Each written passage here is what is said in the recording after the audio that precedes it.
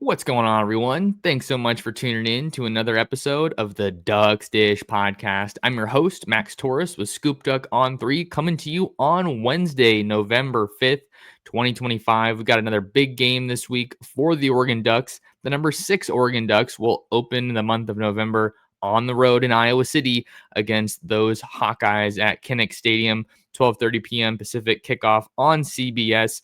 Should be a fun one. Make sure you guys are tuned in to scoopduck.com for all the latest coverage coming out of that one. Got a great guest on the show today, a returning guest that you guys, I'm sure, are going to be very excited to hear from. But before we get to that, this episode is brought to you by the Derman Law Firm PC. Attorney Jacob Y. Derman is a car accident lawyer who fights against the insurance companies for injured Oregonians. If you've been in a motor vehicle accident, call or text Jacob directly at 541-241-6470. That's 541-241-6470. Jacob was born in Medford, raised in Bend, went to college here in Eugene, and now takes cases across every county in Oregon. And Jacob is a diehard Ducks fan. He hasn't missed a single game in person, home or away, every season. I am ecstatic to be joined once again by the man himself, college football analyst extraordinaire and former Penn State Nittany Lion, Landon Tengwall. Landon, man, how the heck are you? Doing well, Max. Thanks for having me on. I'm excited. I don't know. I'm sure you Oregon people know, but this is a big one this weekend. This is probably the game I'm most excited about, especially we're going to get to it, but looking in the trenches, I'm getting giddy about it. I think it's going to be a great game. I've played at Iowa. It is one of a kind in terms of environment, and if their crowd gets into it and starts to get dark out there, I'll tell you, it starts to get a little bit scary there, Max. So I'm excited for this one. I'm super excited. I think when I look at this game, Landon, you talk about the battle in the trenches. Like, we're going to talk extensively about that today. Maybe we see this one play out a little bit like last year's Oregon versus Wisconsin game, because I think that Wisconsin is another Big Ten team that traditionally has rooted their identity along the line of scrimmage at the point of attack. And we still got a lot that we can learn about this Oregon team. And it's kind of a prove it month for the Ducks. So we're going to get into this matchup, Landon. We've been excited about this one for a little bit now. But before we get into that, just wanted to tell people, head on over to ScoopDuck. $1 gets you a subscription started.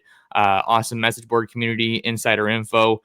Broke the news this morning about redshirt freshman defensive back Dakota Fields and his intention to enter the transfer portal when that thing opens up. So we are the place to be. And now we got Greg Biggins, who just got announced coming over to the Rivals squad as well. So going to be a lot of fun over there on ScoopDuck, and we want you guys to be a part of it. $1 gets you started.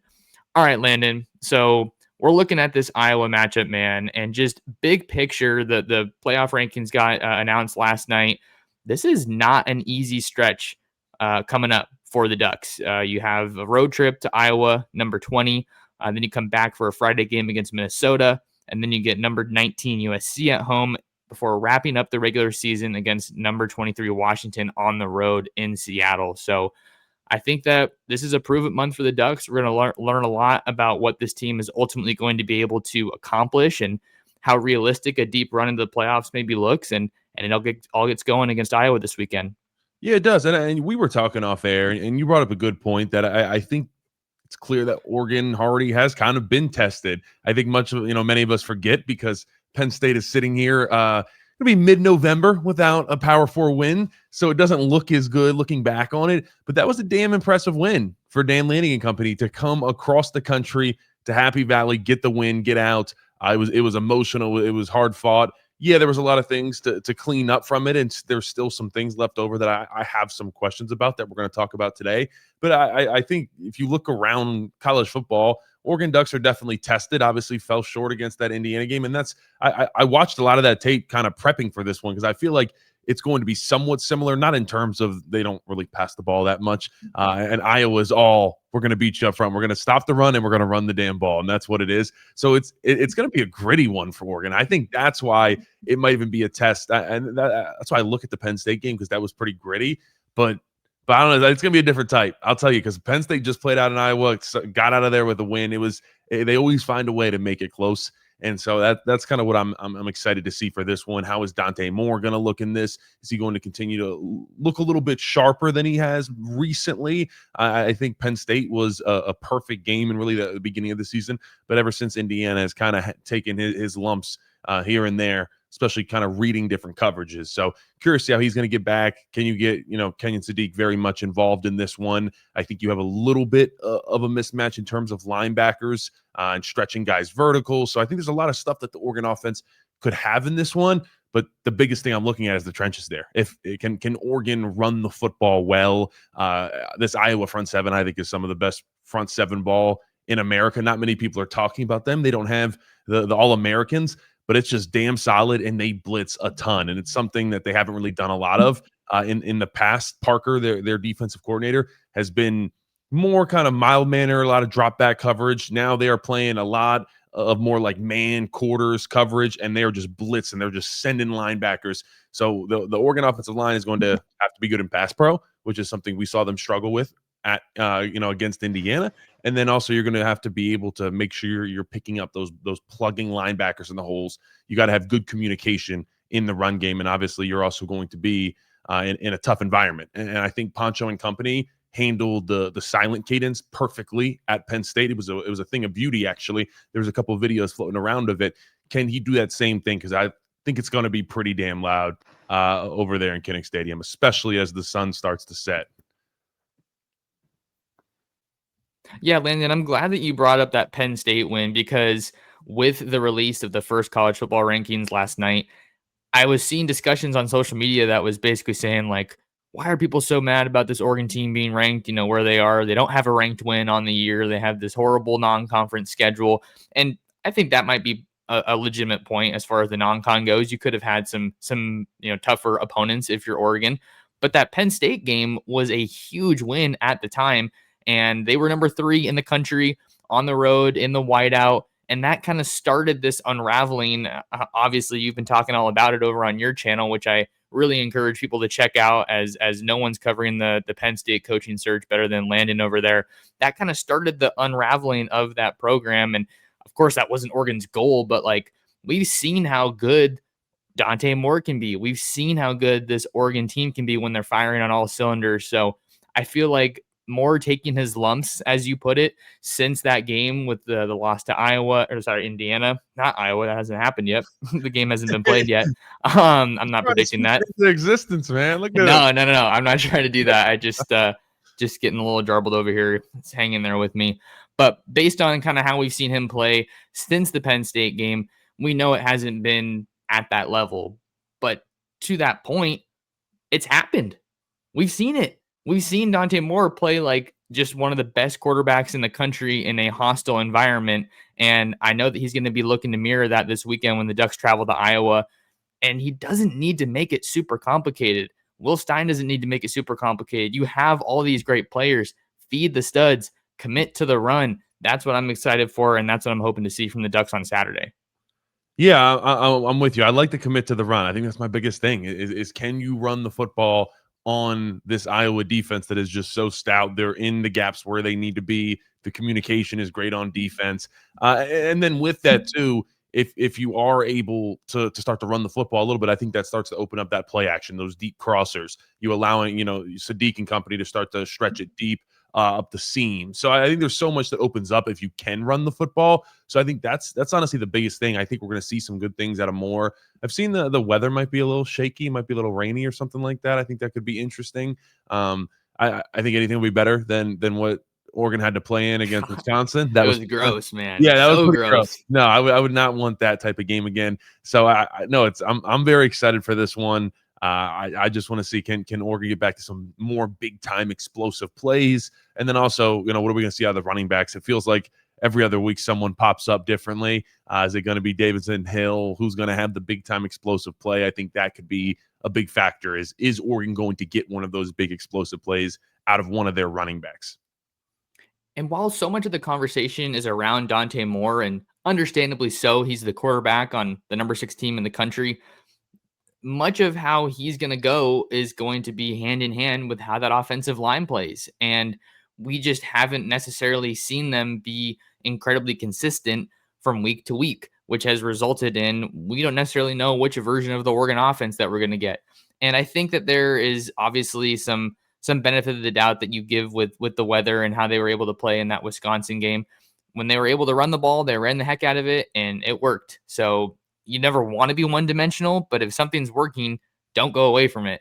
So I'm going to be really interested to see how the Oregon offensive line plays this week. I think that a guy like Emmanuel Pregnon, who spoke with the media yesterday, he's kind of one of the alphas in that room, holding down that left guard spot, and things go pretty well when Oregon runs to the left, at least lately. So I feel like those are kind of the things we have to look at as far as the offensive line, and if Moore is going to be able to settle in and maybe get some quick throws, get it out of there quickly to make it easy and help him find a rhythm of sorts in the passing game. And the other thing that I'm sure some Oregon fans are maybe keeping an eye on from a distance here, I'm not breaking any news here, but will we see Evan Stewart return to action in some capacity? Obviously, we know he suffered an injury to his knee over the summer, and it appears that he's ahead of schedule, and a return at some point this month could be in the cards. But obviously Oregon's going to be very cautious with how they handle that and ease him back into this one. Yeah, no, that would, I think that'd be fantastic to get Evan Stewart back involved. He was a headache when Penn State faced him before, and obviously Tez Johnson had. I remember our safety Key Wheatley told me, it was like, that was the fastest human being I've ever seen in my life, and still pretty good. Yeah, Tez. Yeah, he was like just playing against someone that fast. It was insane. So, I'm with you. That's all going to be interesting. I think the running backs, the offensive line and pass pro. I was going to send some exotic blitzes. Like I said, that was something that you saw some struggles with against Indiana. So how do you manage that? But I think also, like you said, you get when Dante Moore is fantastic in those, when he makes one person miss and there's a one-on-one and he can wind up and put it on the money. Hasn't been as good sitting back there against a 3-4 man rush and kind of reading through I mean, don't get me wrong, he's good, just not playing at the elite, Heisman level that he kind of was at the beginning. And so I think you get him more of those one reads. Hey, let's go back shoulder a couple of times, like we were doing to who was that? Was that Oregon State? You guys were just killing them. It was like the Corian Moore back shoulder, Benson. Yeah, he had one. Yeah, it was a ton of it, and he's got one of the prettiest deep balls there is. So I think you really try to open this thing up. But like I said, it all starts with that rushing attack. If you can, or if you're hitting for 4 or 5 yards a carry at least, I think that starts to open a lot of other things up for this Oregon offense. Another thing that we'll have our eye on Saturday, Landon, oh my God, is if we will see Jaden Lamar return to the field. He's missed a couple games, experienced running back for Oregon. We know he obviously brings a lot to the field as far as pass blocking goes. Maybe doesn't have quite that next gear that some of the other running backs do in Oregon's offense, but that's someone that can certainly, I think, complement this mixture of guys in Rashad Samples' running back room. So just big picture, I think that obviously the offensive line is the group that I'm going to have the closest eye on Saturday, as I'm sure you will as well. But I don't know, maybe we're just seeing an interesting wrinkle or a next chapter in Dante Moore's development, because I don't think after seeing what he did against Penn State, many people expected it to kind of get a little turbulent and a little bumpy like it has. But I'm not saying that because I'm being critical of Dante. I mean, he still has only started, and what is it now, 8 games, I think, for Oregon, and you're still kind of finding your footing. Oregon was incredibly spoiled with quarterback play these past couple of years, and that's not to say that they aren't now, but like these are just natural growing pains, I feel like, that you're going to see from a younger quarterback, and one that is playing, I should say, behind an offensive line that's still looking to gel completely and kind of find their step. Yeah, I think this game is big in determining where Dante Moore is right now. And like you said, he's one of the most talented guys there is in all of college football. When he's playing at a high level, there's not many people that are playing better than him. And I think there is a world you're talking to an offensive lineman here, so we're going to talk trenches here, Max. But I think there's a world where he has a really good day through the air. So Iowa's DBs have been great for a long time, notoriously having the white DBs that find success in the NFL. But right now, they don't have the Cooper DeJean, the Riley Moss, the Geno Stones. They got some good players, but it's changed a little bit, and they were really struggling to get pressure up front. And so they changed, kind of talked a little bit about this earlier, but they changed from this base drop back, a lot of cover 4, guys are deep, to playing this quarters match defense. That it's kind of what Oregon runs, where it's a lot of starts out kind of zone, but you're basically manned up to someone, and they're kind of struggling with that. Before they were fantastic at it. Through 2009, they actually have the most interceptions of any team in the FBS.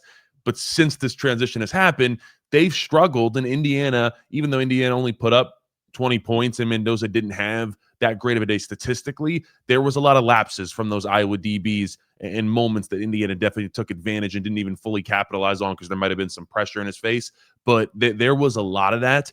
So I'm curious, can you hit Benson, Decorium Moore? Can you hit those guys deep? Can you stretch these guys vertically and take advantage of their DB room that is still kind of adjusting to some new schemes that they haven't been running for a while? I'm also going to be interested to see how much we'll see of Malik Benson in this one. His role has kind of been watered down a little bit since the beginning of the season. We've seen a little bit more of Gary Bryant Jr., Jeremiah McClellan as well. So that rotation at wide receiver is always going to be something that we're watching here, with Decorium Moore obviously being the talk of the room and the talk of the town at wide receiver. So I think that's pretty good for the offense. I mean, I don't know if you had anything else that you wanted to hit on as far as Oregon's offense goes. The defensive test is going to be a really interesting one. Yeah, no, I think it's pretty much everything. Interior, Poncho, Pregnon, those guys. Pregnon played one hell of a game against Wisconsin. He was moving dudes. So excited to see him go against some no not fantastic defensive line, but all just really good. They rotate a lot. They got great strikes, and they'll get in your chest. So excited to see those matchups. Let's hop on over to the other side of the ball, talk about Iowa's offense against Oregon's defense. Pretty simple story here, at least on the surface. We know that Iowa is not a prolific passing attack. They are very much a run first team. And the reason they're a run first team is because they have one of the better offensive lines in the Big Ten. And I'm sure you would agree, Landon, in the country. And I know we have our guy Dunker. I can't remember his first name. Jennings Uh, Dunker. Jennings Dunker. I know you're a Yeah. big fan of his. But just a couple of numbers here on the Iowa offense to get us up to speed here. They have 5 passing touchdowns and they have 5 interceptions on the year, which I think is an interesting little number there. But on the ground, they're averaging 185.3 yards per game. Mark Gronowski ran for 130 yards and 2 touchdowns against Penn State. So that's certainly a guy that Oregon's going to have to keep an eye on and probably spy. But you're looking at big assignments for Mateo Uyunglele and Tatum Tuioti, maybe Jerry Mixon and Bryce Betcher at the second level with those linebackers as well. So the big group that we're looking at here is the defensive line. Amari Washington's going to get his best test to date with those big uglies in the trenches for Iowa. Yeah, he definitely is. You look at Bear Alexander, who's really been coming on since Penn State, playing some high-level football. Amari Washington, one of the best defensive tackles in all college football. And now you face, Penn State was all right. Indiana, I think, was very good, but their right guard wasn't very good. I mean, this is an Iowa offensive line where all of them are good, but especially, I mean, that interior is really solid. Logan Jones, their center, is the best center in America. We're going to look at some clips here in a second that I brought to the party, man. But he will get going and he will move you. And the biggest thing about this Iowa rushing attack is, don't get me wrong, they'll go up the middle, but they're also big perimeter runs. So they love outside zone, pin and pull, where a couple guys are blocking down and they are pulling 2 big uglies around. And a lot of times that's center Logan Jones, and they will get moving in space. So their rushing attack is definitely dependent on being able to get outside. So I think you make a great point there with Tatum Tuioti, Mateo Uyunglele. They're going to have to set those edges, but they're also going to have to stretch with all these runs. And so it's going to be interesting to see how they handle that. But overall, this is the first big test for these guys up front. I felt like Indiana kind of won the battle there. I guess I should say it's the second big test. I feel like Indiana kind of won the first time, so I feel like there should be a little bit of a chip on the shoulder there. But this is a damn good group up front. And then you talk about Betcher, Mixon. They're going to have to be able to cover sideline to sideline, and they're going to be able to move and get off blocks. And they're guys that can move. They're fairly athletic. They just have struggled with the block shedding and being physical at the point of attack. And so it's a little bit better because it's more movement based this week versus an outside run team. But I'm still curious how they're gonna go against this when they start to try to mush the ball vertically too. So it's going to be a good one. But like I said, it's going to be a dogfight. I mean, it's going to be guys throwing fists. Maybe not literally, but I don't know if Alex Harkey. Who knows? If Alex Harkey is involved, then fists are probably flying. Let's be honest here. So no, it's going to be great. I'm super excited for this one. But yeah, the passing attack is not. There's not much of existence there. They're just going to try to take it to you on the ground. We know that Oregon has one of the better passing defenses in the country. I want to say I saw somewhere online that had them as the number 1 passing defense in the country, and not a big surprise when you have guys like Brandon Finney Jr., who's probably on track to be a freshman All-American, holding things down. Ify Obadegwu, Sione Laulea, Theron Johnson, guys like that. The secondary play, Aaron Flowers. I mean, there's so many guys I could spotlight and shout out. The secondary play has been fantastic for Oregon in pretty much every game this year. Obviously, Indiana was kind of the lone hiccup, and with Indiana being the only team I feel like you could really say is kind of cracked the code, right? Facing this Oregon defense, I'm going to be curious to see how this Oregon defensive staff looked back at the tape. What lessons did they learn from what Indiana was able to do to them? And how can they implement that? Because I think obviously a lot of the discussion is around Fernando Mendoza and the passing attack, but Indiana was able to run the ball on Oregon as well. So I want to see how Oregon's defense responds in those situations. Maybe it's short yardage, maybe you're in the red zone or near the goal line where Iowa breaks the huddle and you see it right away. We're going to run the ball. Okay. What's Oregon going to do to stop it? Are they going to be able to get leverage? Are they going to be able to scheme it up in a way where they're going to be able to win those plays? And maybe you force a turnover on downs and you shift the momentum. If this one does end up being a rock fight, end up being a slugfest, Landon, it's going to be about which team can seize the momentum and maybe not let it go, or maybe you do let it go a little bit and then you're able to get it back. That's why I'm also interested to see how the special teams dictate this game.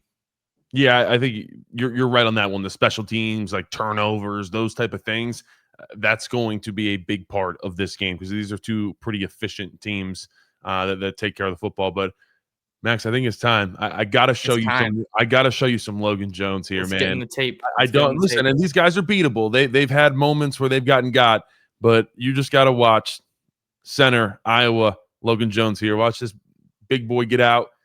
He's moving, catches his man on the sideline. Into the bench as we go.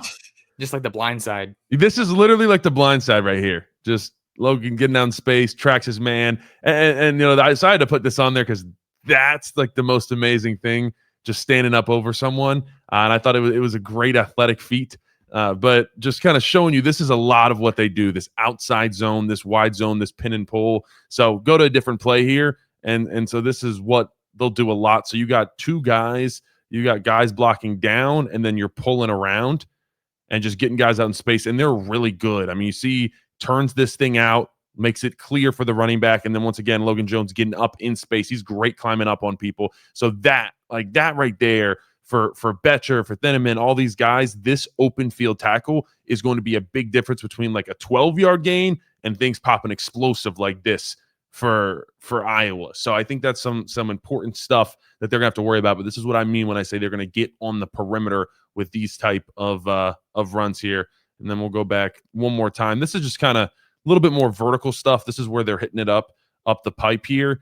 But the double teams are really good. So if you watch this between the left guard, center here, watch the center bang this thing over and then climb up to the linebacker. Boom, bumps it over so left guard can fully take that over. So there's a little bit more space here. Now Jones is going to go ahead and climb up, take his man out, and then watch the left guard. These guys are always finishing people. So it's going to be a physical one. Bear Alexander and the boys, it's going to get physical up in here. And then just play side. You just get this right guard is really good, by the way. Just driving guys. I mean, it's underrated and it looks like it's not too hard, but this right guard just taking this guy, displacing him, moving him out of the way. Those are the type of runs that are big for Iowa, those 6-7 yard, just kind of chunk you away runs. So Oregon's front seven is definitely going to have to come to play in this one, Max. Those kind of runs that you mentioned, Landon, I think if Iowa is able to consistently rip those off, it's going to very much feel like a death by 1,000 cuts kind of a deal, which I felt like was kind of the vibe at the Big Ten championship game last year with what Penn State's able to do with Katron Allen and Nick Singleton, affecting the game as receivers out of the backfield, like just a lot of just boom, quick passes. Here we are now. You've gotten punched in the face, and we're ripping off first downs left and right. So it's a huge test for Oregon's defensive front. I think Amari Washington, we know about him, but this is really going to be, I think, the test for Bear Alexander with his story coming over from USC. Everybody was wondering, is he going to be able to turn a new leaf? Is Dan Lanning, Tony Tuioti, and the rest of this coaching staff going to be able to get his best football out of him, help him reach that next level? The way I see it, especially after watching the tape, and if you guys aren't on the ScoopDuck on through YouTube channel, you are missing out on great stuff like this. I think this is a chance for Bear Alexander and Amari Washington to make themselves some money on Saturday. Yep, I'm with you. It's going to be an exciting one. Everybody's got to bring their lunch pail to work type of day for everybody out on this Kinnick football field, man. And Iowa may not be the star-studded roster that Oregon is, but like I think this is another great example, not necessarily of stars don't matter. I think that there's, they do matter, but also they don't at the same time, because if you don't coach those stars, does not matter.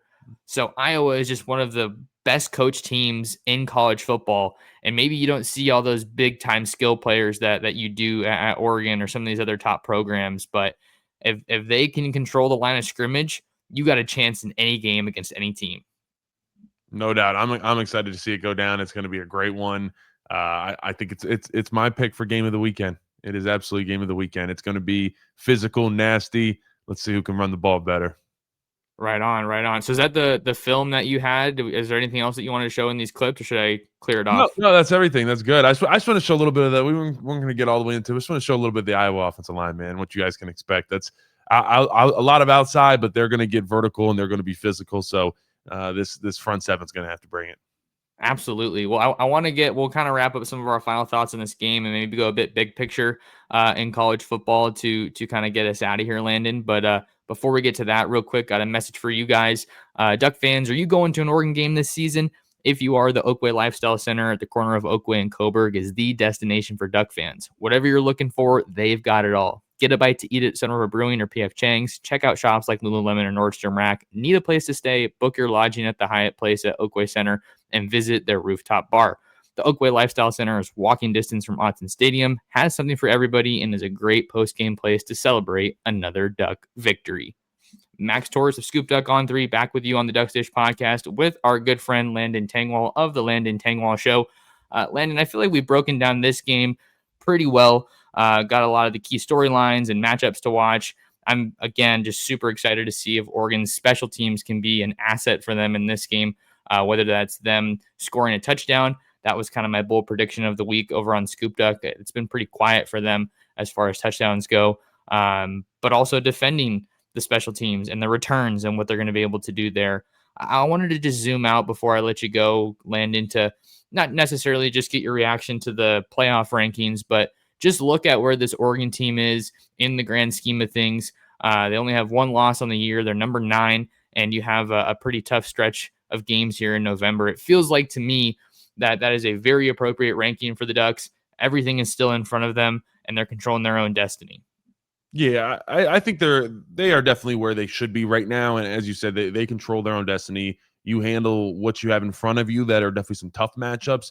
Nothing too crazy, but I think it's good. You're probably not, barring anything crazy happening, you're probably not playing in the Big Ten championship, which I think is a good thing. I think after last year, Oregon fans don't even want anything to do with the Big Ten championship. So it's like, you know what, just forget it. We want to be able to be ready for the playoffs.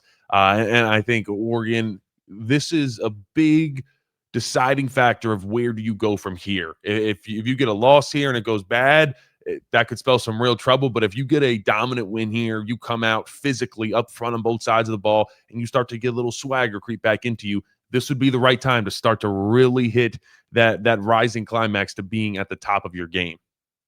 That's exactly how I feel too, because I think when I was like looking at Oregon and maybe just being a little bit more critical of them and saying, hey, I don't know if this team's elite, at least not right now. I don't think they're elite, but that doesn't mean, Landon, that they can't be elite in the future if they start to find that peak like we talked about. And you definitely want to be doing that right at the tail end of your regular season. So this is a prove it game for Oregon. I think this is a grow up game for a lot of guys, a lot of position groups on this team.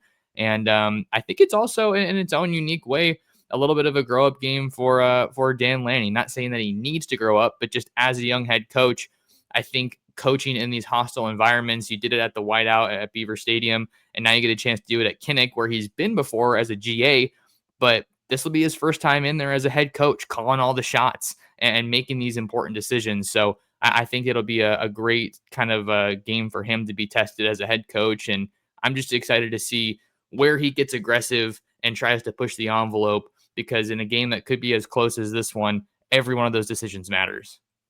Absolutely, it's going to be a fantastic one. I'm excited to see Dan Lanning in action. He's always gonna, he's gonna have some fire in there. It's going to be fun. Like I said, it's starting to get cold. Obviously, we got daylight savings time. That all happened, so it's going to get dark in that game. So I remember that's when I played there as a freshman. It was a 3:30 game, and it was in, I want to say, I think it was in November or late October. It might not even been daylight savings yet, and obviously we're past that now. So it's going to get dark. It gets loud. It's kind of similar to what you guys have out there in terms of not a ton of fans, but the way the stadium's built and the fans are just crazy. And note, the where the fans are, like, they're up on the players. There's no stadium I've ever seen where the fans are this close to the players. So we used to have to actually shield off some of the Iowa fans when, like, our coach was drawing on the whiteboard, because they could, like, see us, and they were, like, throwing stuff at us and, like, making fun of our plays. It was great. Sounds like a heck of an experience, man. Well, Yeah. I never knew that, and that's just some of the cool, unique insight that you bring to the table.